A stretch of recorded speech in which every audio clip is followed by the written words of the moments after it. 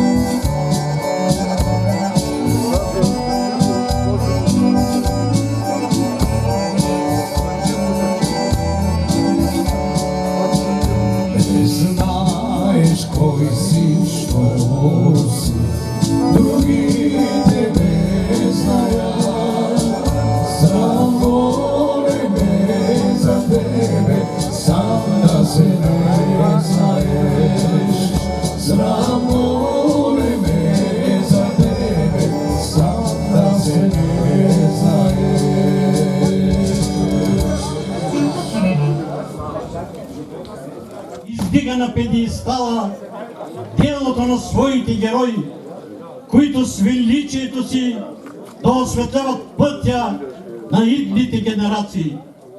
Всеки народ, претендиращ, че има бъдеще, пази свято всяка частица от своето историческо минало.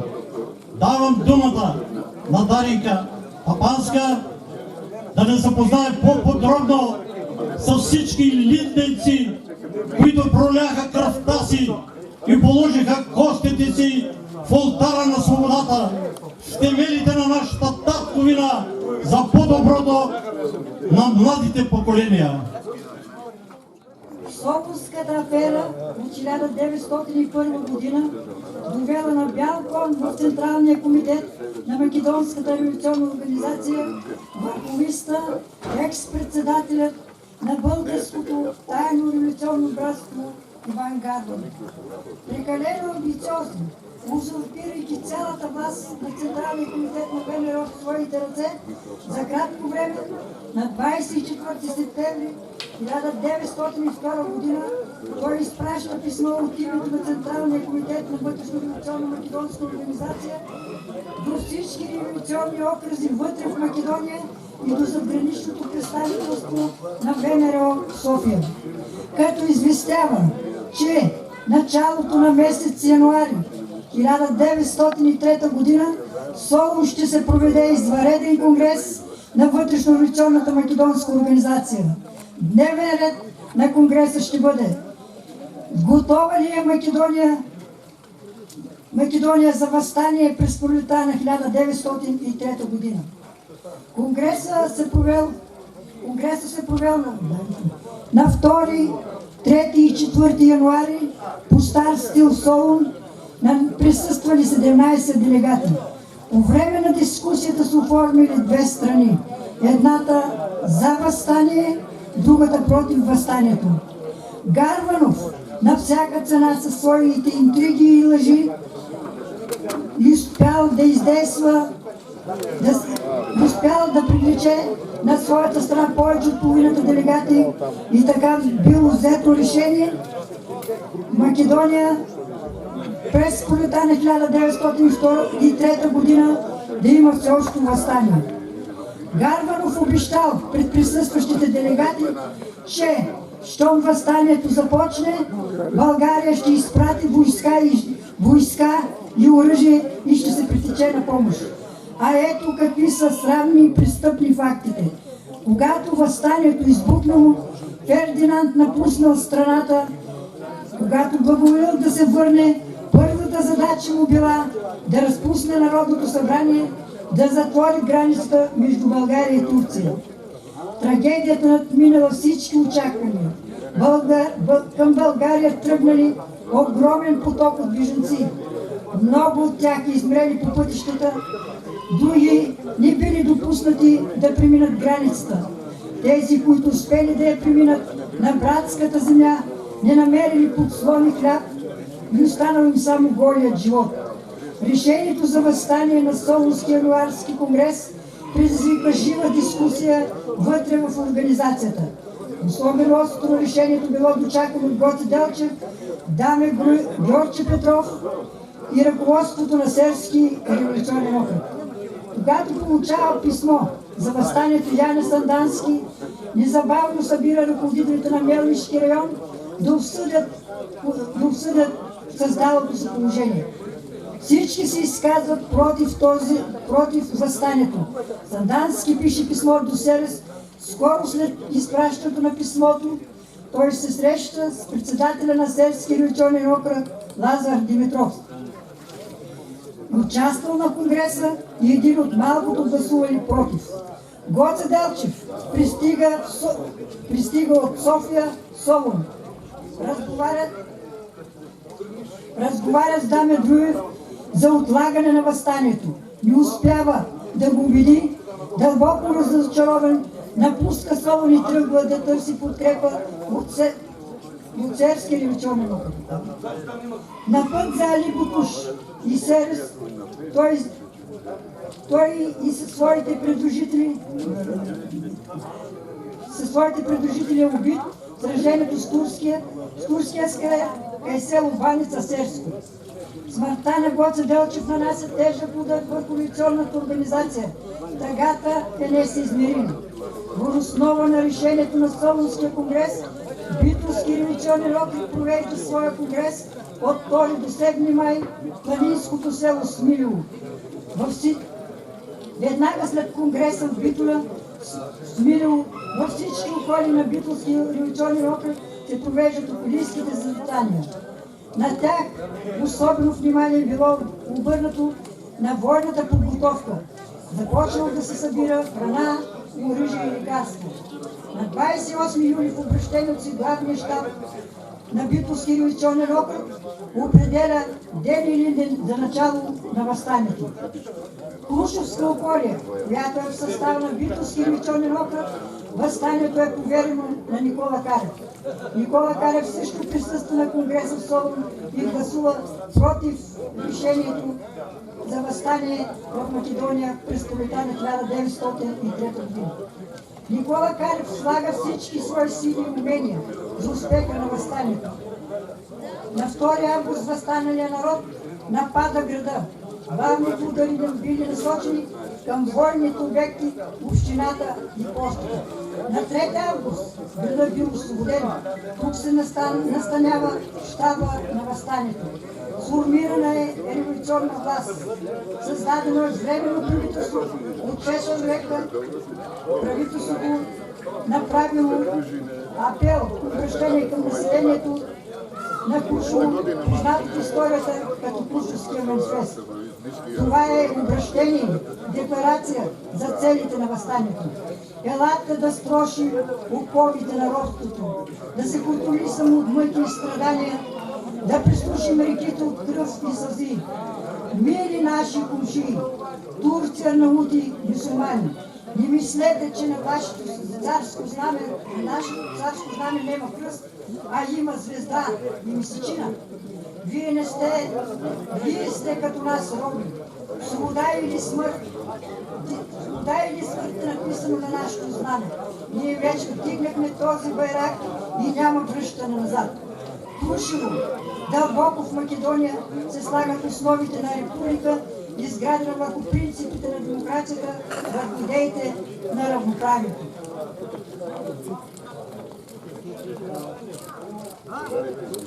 Днес до масово въстание дошло и в другите революционни окръзи на Битолски, до другите обони на Битолски революционни окръзи. Другите революционни окръзи било по-слабо, акциите имали партизански характер. Въпреки това, османската власт е принудена да държи крупни военни единици и се вожда безпокойната разрастване на въстанието. Настъпилите промени на живота в Турция концентрира в Македония огромна армия. Към столицата на Илинденското въстание Крушево се отправят Бахтияр Паша с 20 000 армия срещу него застават 1200 въоръжени въстанника, готови да умрат за отбраната на Крушевската република. Малката въстанническа войска се предоставила на Бахтияр Паша да влезе в града. Освен жестоките боеве на Мечкин камен и Слива, този епично сражение, целият отряд, воден от Пито Бури, загинал на бойното поле. Боят за Крушево продължава през целия ден на 12 август. Пристигнали от всички страни и подложени на жестока артилерийска атака, въстаниците напускат града. Това е краят на Крушевската република. След Крушево Бахтияр Паша се заема да унищожи и другите центри на въстанието. 3 месеца на територията на Македония се водила жестока война. Цивилизованият свят и нашите мили съседи били неми свидетели на един по-дълг и жесток закон. Страшно беше картината. Изгорени са на 200 села. Хиляди търсят спасение вън от пределите на Македония. ВМРО е пред разпад. Има моменти, в които губи своята ориентация. Двете балкански войни наносиха нов двоен удар геополитически. Македония поема поделена между България, Гърция и Сърбия. Идва новото бедствие. Първата световна война, запалвани угаснали огнища от двете балкански войни. По-късно започва братоубийствената война вътре в редиците на ВМРО. Илинденското въстание е един величав подвиг на македонски народ. По него стреляха не само турски аскер, но и върховистите от София. Поименно не можем да изброим жертвите на въстанието. Затова нека почетем паметта им заедно и сведем глави пред цифрите и статистиката от времето. На 2 август 1944 година в манастира Прохорчийски присъствието на 17 делегати, най-възрастни от тях пан Обращаров, обявява създаването на македонска държава в рамките на Социалистическа федеративна република Югославия. Днес,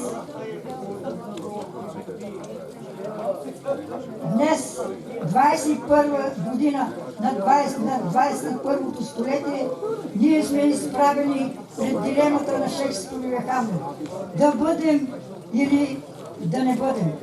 Ще бъдем ли изкупната жертва или изкупната жертва на Република Македония за членството в Европейския съюз, ние пиринските македонци. Нека всички да сведем глави пред жертвите от Илинденското въстание от 1903 година и уния, които в 1944 година създадоха и осъществиха вековния стремеж на македонски народ, македонската държава в рамките на Социалистическа република Югославия. Благодаря. Условието сте готвили Илинденска. Вината не беше наша, вината беше чужда и други му тежи 100-тонна отговорност. Когато дойде ден, когато стане нужда, ние всичко ще разкажем на майката история. Започнаха с мръсните ръце да пипат в душите на народа.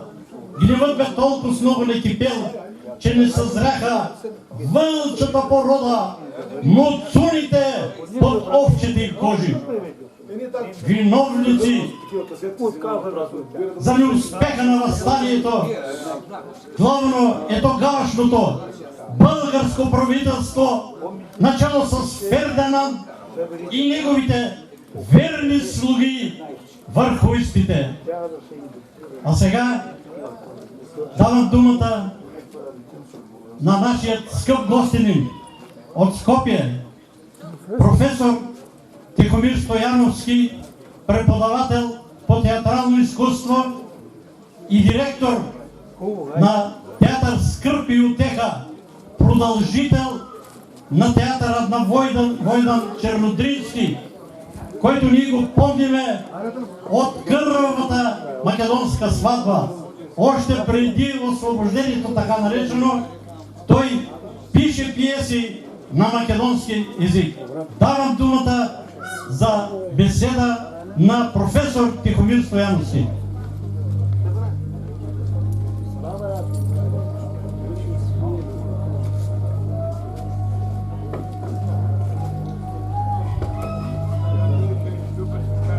Мир вам, Господе Исусе Христе, ете сме пред Тебе, за да не подсетиш кои сме и що сме, какви сме, къде одиме, що ни се случва, македонци мои. Доаѓам од Македонија, преку граница во Македонија, од една Македонија во друга Македонија. Татко наш, во Твоето живо слово, Светото писмо, Библијата, си ни покажал кои сме и што сме. Македонец, македонци, благодатта Божја дадена на црквите македонски. Тоа е слово кое не се брише. Тоа е живото слово Исусово. Тоа е слово кое дава живот. И само самите можеме да се откажеме од него. Македонија, македонци, благодатта Божја дадена на црквите македонски. зарем ќе се откажам од мојот татко, од живото слово, од името македонско за 30 времици, за некакви сатански сојузи во кои сакаат да не напикаат сите, да ни стават чипови, да не понижат двете земји кои имаат слична судбина, кои се пишани во Словото Исусово. Израел и Македонија се последно нешто кое ќе остане на оваа земја, земја Исусова, пред да ја снема и да има ново небо, нова земја. Македонци, доаѓам со срце отворено. Не се согласувам со ниеден политичар кој не продава, кој ми забранува меѓу Пирин, Вардар, Егеј на целиот македонски полуостров да го гуштам мојот брат, да се напијам чаша вино, да испееме песни, да проплачеме. Македонија, земја Исусова, духовна кота, која не може да се уништи, бидејќи таа е дух животен, таа е запишана во живото слово. Да се биде македонец, значи да се остане во љубовта, да се пее, да се плаче, да се умира и да се љуби. Македонија е љубов. Тоа се песните и ората кои не можат да сопрат, зашто ние пееме во срцето, пееме кога сакаат да ни го откорнат македонскиот јазик, раниот Хомеров јазик. Ние, кој не избрал семокниот Бог, митскиот македонски цар Орфеј даде слова, македонецот Пеон ги даде музите, Аристотел дава реторика, ние зборуваме за земја на словата, затоа што така сакал Бог. Кирил и Методија, Климент и Наум, богомилите и денеска поети, песни, срца кои топотат, рампа, рампа, пејте македонци, зборувајте македонци, додека постои земјата, ќе има еден македонец, сите македонци, срце македонско, нема да ставам граница во моето срце, никој не може да ми забрани. Пирин, Вардар, Егеј, целиот македонски полуостров, да се радуваме и да пееме. Ние не дојдовме со бомби, ние доаѓаме со леб и вино.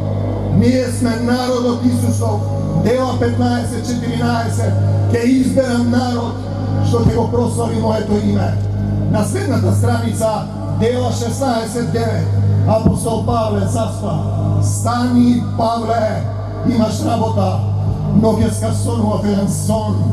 Пред мене стоеше еден човек, македонец, кој ме молеше и ми велеше: дојди во Македонија и помогни ни. И јас и денеска велам: дојди во Македонија, Господи Исусе Христе, и помогни ни. Ја враќам Македонија во Твоја собственост. Ти си ја создал, Ти си не именувал, таа е Твоја земја.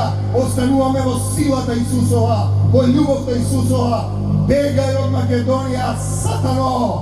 Тоа се сите оние што велат дека нема македонци. Исус вели има македонци, тие велат нема. Кому ќе му веруваме? Бегај од Македонија, сатано! И не враќај се повеќе во името Исусово. Татко наш, кој си на небесата, да се свети името Твое, да дојде царството Твое, да биде волјата Твоја, како на небото, така и на земјата, така и во нашите срца. Лебот наш насушен, дај ни го денес и прости ни ги долговите наши, како што им ги проштеваме и ние на нашите должници, и не воведи во искушение, но избави не од лукавиот, зашто Твое е царството, и силата, и славата, и Македонија е Твоја во сите векови. Амин. Рахмастахајам маларан тиртисам, да зборувам на сите човечки јазици, па дури и на ангелски, што љубов немам, ништо не сум. Ех, македонци, пејте, зборувајте, играјте, љубовта Исусова со нас. за секогаш Исус Христова Македонија, која никој не може да ја избрише. Амин.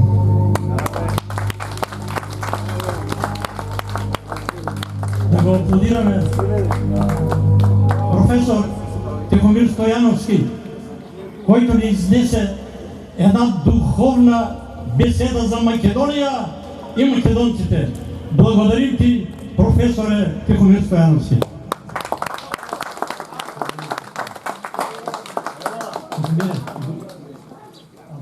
А Даринка, од името? От македонците в Пиринска Македония ти подаряваме тази икона за спомен, за Месия към Скопие.